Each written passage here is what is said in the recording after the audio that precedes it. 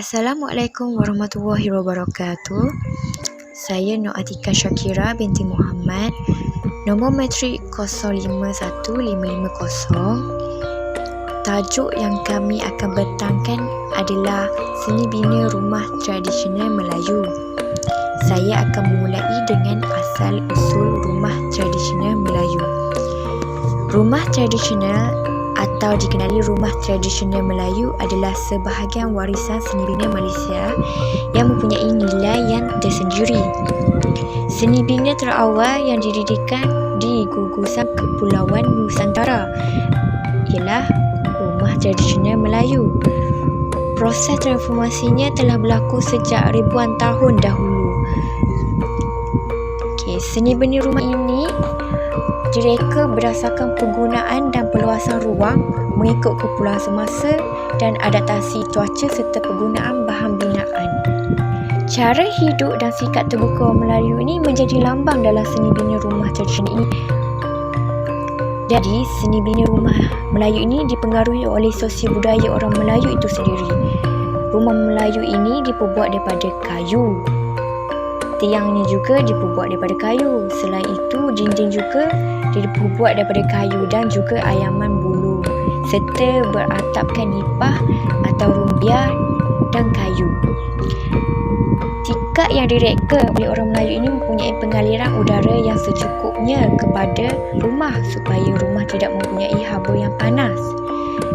Kebiasaannya orang Melayu ini memasang tikar dengan meletakkan di segenap sudut pandangan supaya ada pengaliran udara yang secukupnya dalam rumah tersebut. Ruang dalaman pula direka dengan mempunyai keluasan yang agak terbuka dan mempunyai dinding pemisah yang agak minimal. Di sini kita boleh lihat reka bentuk dan seni bina rumah tradisional ini direka oleh orang Melayu untuk menampakkan mereka adalah orang yang berkemahiran dan kreatif. Kita boleh lihat mereka mempunyai kemahiran dan kreatif dalam mereka bentuk dan seni bina rumah tradisional Melayu ini. Kita boleh juga lihat rumah tradisional Melayu ini bukan sahaja unik tetapi juga mempunyai kehalusan seni bina yang ditonjolkan dalam setiap reka bentuk rumah tersebut. Jadi, rumah-rumah tradisional ini masih dapat dilihat sehingga kini. Rumah tradisional Melayu ini banyak juga membawa kesan di seluruh Nusantara sama ada secara fizikal dan juga menjadi sebahagian artifak sejarah. Assalamualaikum warahmatullahi wabarakatuh. Saya Muhammad Amirul Amin bin Muhammad Mukhtar, nombor matrik 049623. Okey, pada bahagian ini saya akan membentangkan pengaruh budaya luar terhadap seni bina rumah tradisional Melayu. Yang pertama, rumah tradisional Melaka. Salah satu keistimewaan rumah Melaka yang membezakannya dengan rumah tradisional di negeri yang lain adalah struktur tangga utama yang diperbuat daripada bantuan konkrit. Struktur binaan tangga batu ini dikatakan dipengaruhi oleh seni bina negara China, dengan hiasan jubin ini diimport dari negara luar seperti Belanda dan Jepun.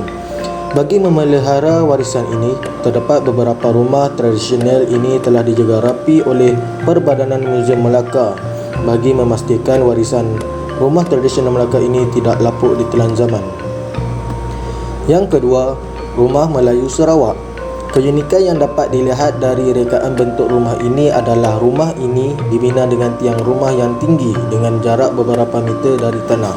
Walaupun rekaan ini merupakan hasil seni warisan orang lama, namun budaya kreativiti pembina rumah atau lebih dikenali sebagai tukar rumah masih boleh dikagumi dari hasil seni binaan dan juga fungsi yang disediakan. Rekaan rumah ini masih lagi dipengaruhi kuat oleh budaya kaum Melayu dengan rekaan keseluruhannya dibina menggunakan kayu dan beratapkan genting. Bagi menambahkan lagi hasil seni kepada hiasan rumah, kayu telah diukir dengan ukiran atau kerawang terutamanya pada bahagian atas tingkap, pagar tangga atau pada kesisi. Yang ketiga, rumah peranakan Baba Nyonya Melaka. Muzium ini asalnya adalah rumah kedai yang dibina pada tahun 1896. Ia dihiasi dengan tiang-tiang Greco-Roman, perabot-perabot neoklasik Eropah serta kandelier dan jubin lantai era Victoria. Rumah ini turut bercirikan Belanda dan Cina serta mempamerkan pakaian harian serta gaya hidup masyarakat Babanyonya terdahulu yang sedikit sebanyak dipengaruhi budaya masyarakat Melayu. Tingkap rumah ini juga bermotifkan flora dan berunsurkan gabungan timur dan barat. Itu saja daripada saya. Terima kasih. Assalamualaikum warahmatullahi wabarakatuh. Saya Nur Fadilatul Aida binti Muhammad Ihsan, nombor matrik 051734. Baiklah, saya akan sambungkan pembentangan kumpulan kami dalam falsafah struktur rumah dalam seni bina rumah Melayu tradisional. Okey, seperti kita tahu bahawa terdapat pelbagai jenis rumah Melayu tradisional di Malaysia ni. Antaranya Kutai, Perak, Rumah Minangkabau Negeri Sembilan, Tiang 12 Kelantan, Rumah Bumbung Panjang Perlis dan banyak lagi lah. Jadi terdapat dalam jenis-jenis rumah tu, setiap jenis rumah tu terdapat struktur rumah dan mempunyai falsafah mereka yang tersendiri. Alright, struktur rumah berteraskan falsafah ni, seni bina rumah Melayu tradisional ni sangat berkait rapatlah dengan sifat kreatif masyarakat Melayu ni, boleh dikatakan. Dan juga falsafah agama Islam diterapkan dalam seni bina rumah Melayu ni. Antaranya rumah Melayu didirikan mengikut arah kiblat dan juga ruangan antara perempuan dan lelaki dipisahkan. Antara struktur rumah adalah bumbung, anjung, rumah ibu, bilik tidur, dapur, ukiran dan sebagainya lagi lah. Alright, jadi bumbung ni merupakan bumbung yang berbentuk Belanda, berbentuk terbalik tu, kerana bersesuaian dengan cuaca di Malaysia ni kerana hujan panas tropika. Okey, jadi bumbung kita ni tidak berbentuk leper ataupun rata seperti di Mesir dan sebagainya kan. Okey, dan juga tepian hujung bumbung pula dipasang papan cantik berukir sebagai tanda kehalusan seni masyarakat Melayu di Malaysia ni. Seterusnya, anjung dijadikan sebagai tempat untuk menjalankan kerja rumah bagi lelaki, contohnya untuk mengayam bukat dan bersembang dan sebagainya lah. Alright, jadi falsafahnya yang ingin diketengahkan dalam masyarakat Melayu itu sendiri adalah untuk membataskan ataupun membezakan tempat antara kaum lelaki dan kaum wanita, di mana kaum wanita ni lebih di bahagian dalam dan kaum lelaki ni sesuai dengan sifat dia sebagai pelindung tu. Jadi menunjukkan bahawa masyarakat Melayu ni sangat mementingkan adat dan tata tertib masyarakat tu sendiri, sehingga menjadikan orang Melayu ni dipandang tinggi kerana kaya dengan kehalusan budi pekerti, bukan hanya kehalusan seni sahaja. Okey, jadi juga untuk mengelakkan fitnah dan sebagainya. Bismillahirrahmanirrahim. Assalamualaikum warahmatullahi wabarakatuh. Saya Saiful Akmar bin Muhammad Raus, nombor matrik 049650, akan membicarakan sedikit sebanyak tentang keunikan seni ukiran kayu di Malaysia.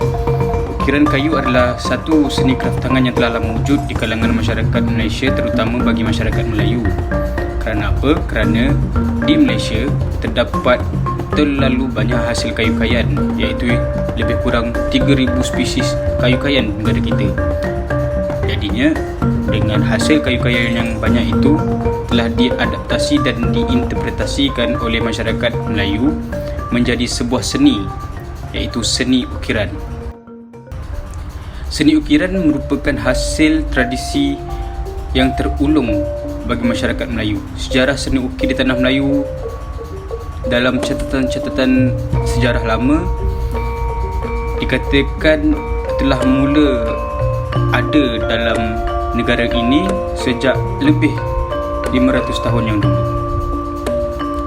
Dan kesenian-kesenian tersebut dapat dilihat dengan ketara pada bangunan-bangunan lama seperti istana, rumah-rumah kediaman yang masih lestari hingga ke hari ini. Jadinya kita sebagai rakyat Malaysia harus menghargai seni yang tidak ternilai ini. Teknik ukiran kayu ada beberapa jenis dan ianya bergantung pada kebolehan dan kemahiran pandai kayu tersebut. Pandai kayu ini ialah tukang kayu. Tukang kayu disebut pandai kayu. Jika tukang permata akan disebut jauhari. 3 teknik utama dan gaya di dalam seni ukiran Melayu ialah: yang pertama, ukiran larik, kedua, ukiran tebuk tembus, dan ketiga, ukiran timbul. Seperti mana yang dapat dilihat pada gambar itu, ukiran larik lebih sering digunakan pada tiang-tiang pagar dan ianya merupakan satu ukiran yang mengukir bentuk luaran kayu tersebut. Yang kedua ialah ukiran tebuk tembus. Itu ialah dia menembus dan pada permukaan kayu tersebut ada lekuk-lekuk yang menjadi corak. Serta yang ketiga, ukiran timbul, ini timbul tetapi tidak tembus. Bagi pola ukiran ialah susunan ataupun pengulangan sesuatu corak tersebut digelarkan pola, dan pola terbahagi kepada 3 jenis yang utama, iaitu pola bujang, pola lengkap, pola pemidang. Pola bujang ini bentuknya terasing, bebas dan tidak terikat ataupun berkait ataupun bersambung dengan mana-mana bentuk yang lain, seperti corak bunga, corak bintang, corak putik buah. Yang kedua ialah pola lengkap. Pola lengkap ini menggabungkan ciri-ciri bentuk bujang dan bentuk pemidang. Bentuk pemidang yang kita boleh tengok seperti yang di bawah ini ialah satu bentuk ataupun corak yang menampilkan motif yang menggambarkan pergerakan sederhana dan tidak terbelit-belit. Bentuk ini selalunya kita sering lihat di bingkai-bingkai atau pemidang. Dan seterusnya kita lihat alat-alat mengukir dan juga motif, jenis-jenis motif ukiran yang terdapat dalam kesenian ini. Alat-alat mengukir yang sering digunakan ialah gergaji, ketam kayu. Ketam kayu itu untuk menipiskan papan ataupun menipiskan kayu. Yang ketiga, tukul besi. Dan yang terutama sekali ialah pahat. Tanpa pahat tidak gunalah tukul tersebut. Motif ukiran kayu orang Melayu terbahagi kepada beberapa jenis, yang seperti dipaparkan ini: motif flora, motif fauna, motif angkasa, motif geometri dan motif seni khat. Motif flora seperti yang sedia maklum, ianya lebih kepada bunga-bunga, pokok-pokok, tumbuhan-tumbuhan. Dan motif fauna pula ialah serangga ataupun haiwan, contohnya ayam, badak dan itik. Motif angkasa seperti bintang, matahari. Motif geometri menampilkan satu bentuk bulatan ataupun segitiga yang disusun secara berderet, dan bentuk-bentuk yang disusun secara berderet itu akhirnya akan menampakkan satu corak ataupun satu struktur yang abstrak, yang cantik, yang indah. Dan motif seni khat pula lebih sering menggunakan huruf Arab yang kadang-kadangnya menampilkan petikan ayat Al-Quran dan juga tulisan-tulisan Jawi. Motif ini banyak terdapat di ambang pintu rumah, masjid dan surau, dan ada kalanya terdapat pada alat-alat keagamaan seperti rehal, mimbar dan sebagainya. Sekian, terima kasih. Assalamualaikum dan salam sejahtera saya ucapkan. Saya Sofiana Akila binti Syamsul Bahari, berumukat matrik 050051, ingin membentangkan mengenai pemeliharaan dan pemeliharaan rumah Melayu tradisional. Tetapi sebelum itu saya akan menceritakan berkenaan mengapa rumah Melayu tradisional ini semakin pupus. Okey, baiklah. Menurut Yana 1995, pembangunan pesat yang mempunyai kesamaan dari segi fungsi, skala dan nilai estetika menyebabkan kehilangan artifak-artifak warisan kawasan, terutamanya artifak budaya di kawasan kediaman asal. Kehilangan ini mengakibatkan karakter kebaikan lanskap yang juga sebagai tunjang pemahaman terhadap keadaan masa lampau hilang dari pandangan. Begitu juga dalam aspek negara Malaysia, di mana pembangunan pesat yang berlaku semenjak kemerdekaan iaitu dari struktur masyarakat, ekonomi, pendidikan, seni bina dan infrastruktur memberi impak besar terhadap konteks persekitaran. Ditambah pula dengan pengglobalisasi dunia yang secara tidak langsung menjadikan negara ini semakin kompleks dari segi pengaruh budaya, pemikiran, kepercayaan dan struktur organisasi masyarakat yang menyebabkan perubahan-perubahan pada sosioekonomi, sosio-budaya dan konteksnya. Seterusnya kita akan pergi kepada punca rumah Melayu tradisional semakin pupus. Pertama, penggunaan bahan yang tidak sesuai. Ini dikaitkan dengan pembuatan rumah itu yang menggunakan kayu yang tidak tahan, lalu menyebabkan rumah tradisional Melayu itu menjadi reput. Yang kedua, kita dapat menceritakan berkenaan masalah pemilikan, di mana apabila berlaku kematian pemilik rumah, rumah itu ditinggalkan tanpa pengawasan sehingga pemilikan rumah dipindahkan secara sah kepada pewaris atau pemilik baru. Ia menjadi bertambah teruk apabila tiada pewaris yang ingin mengambil rumah itu dan rumah itu dibiar reput dan rosak begitu sahaja. Ketiga adalah punca daripada kekurangan penyelenggaraan. Apabila berlaku rumah itu disewakan kepada orang luar, penyewa itu tidak mahu berbelanja lebih untuk melakukan penyelenggaraan buat rumah tersebut, lalu membiarkan rumah itu rosak dan tidak dibaik pulih. Yang keempat adalah dana dan perundingan yang tidak mencukupi. Ada sebilangan rumah tradisional Melayu diberi bantuan kewangan oleh pihak berkuasa untuk tujuan baik pulih rumah itu. Tetapi kekurangan kewangan menyebabkan rumah itu tidak dapat dibaiki sepenuhnya, lalu ditinggalkan dan menjadi usang dan rosak seperti gambar rajah di tepi dan di bawah. Yang kelima adalah trend pembangunan semasa. Apabila negara semakin membangun, seni bina merubah menjadi lebih moden dan mengakibatkan perubahan dari segi reka bentuk rumah Melayu tradisional tersebut. Dan ada juga orang yang tidak tahu menghargai rumah tradisional itu dengan membuat perubahan rumah itu kepada rumah yang moden. Seterusnya kita akan menceritakan berkenaan pemeliharaan rumah Melayu tradisional. Pertama adalah dengan penempatan semula. Proses ini adalah untuk melindungi rumah-rumah tua yang berharga ini daripada hancur kerana projek-projek besar yang akan dibangun di pinggiran kota. Kedua adalah dengan mengenal pasti dan mengkaji ciri-ciri rumah tradisional Melayu itu. Sebagai contoh, rumah tradisional di Negeri Sembilan mempunyai bumbung yang berbeza berbanding rumah tradisional di negara lain. Manakala di negeri Melaka terdapat rumah tradisional yang mempunyai tangga yang dihiasi dengan jubin berwarna-warni yang memberi kelainan kepada rumah-rumah. Ketiga adalah dengan mengasimilasi kepada binaan terkini. Sebagai contoh terbaik dalam mengasimilasi itu dengan asimilasi seni bina tradisional Melayu pada bangunan-bangunan ikonik seperti bangunan Muzium Negara, Menara Bumi Putra, Pusat Dagangan Bumi Putra PWTC, Istana Budaya serta Balai Seni. Keempat adalah dengan mewartakan rumah Melayu tradisional sebagai kawasan pelancongan.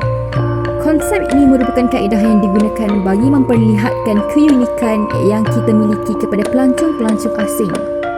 Sebagai contoh, rumah tradisional Melayu, Pondok Kempas, Bukit Godek dan Pengkalan Batu serta rumahku muziumku di Padang Temu yang di mana berada di bawah penjagaan Perbadanan Muzium Melaka Perzim. Secara kesimpulannya, pelbagai langkah boleh dilaksanakan demi memelihara rumah tradisional Melayu pada masa kini. Malahan terdapat tradisi yang memindahkan rumah tradisional Melayu secara manual ke tempat yang lebih baik dan dilakukan sehingga hari ini. Setiap pihak perlu berganding bahu dalam usaha mengekalkan seni bina peninggalan nenek moyang kita untuk tatapan generasi akan datang. Sebagai kesimpulannya, rumah tradisional Melayu ini bukan sahaja dipengaruhi dari sosio budaya Melayu, malah juga dipengaruhi oleh kebudayaan dari luar seperti struktur binaan tangga dari batu. Struktur rumah tradisional ini juga berteraskan falsafah yang mana mereka telah membina struktur rumah mengikut falsafah agama Islam, faktor iklim dan mengikut arus perubahan zaman. Selain itu, ukiran yang diukir telah menjadi reka bentuk rumah Melayu ini mempunyai keunikan dan keindahannya yang tersendiri. Ukiran ini masih lagi dapat dilihat sehingga sekarang seperti istana-istana Melayu, masjid, surau lama dan lain-lain.